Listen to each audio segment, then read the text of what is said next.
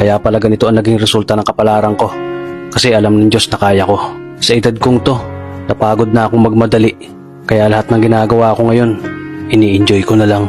Siguro sa dami na rin ng aking pinagdaanan, napagtanto ko na ang buhay ay mas malawak at mas mahiwaga pa sa mga problemang dumarating sa buhay natin. Tumatanda na tayo, baka sa kakahabol natin sa masagana at maayos na buhay, ay hindi na natin na-enjoy ang buhay. Baka nabubuhay na lang tayo dahil nape-pressure tayo sa sasabihin ng ibang tao. Marami na rin akong mga naging maling desisyon sa buhay, pero lahat yun nagsilbing aral sa akin at natuto ako sa mga pagkakamali ko. May mga taong sobra nating mamahalin at bibigyan ng halaga, pero ibabalik lang sa atin ay kabiguan at matinding trauma. Kaya wag nating lilingunin ng mga taong tulad nila dahil mas payapa kapag hindi ka na interesadong malaman pa kung ano pang balita sa kanila. At wag mong idepende ang sarili mo sa kahit kanino.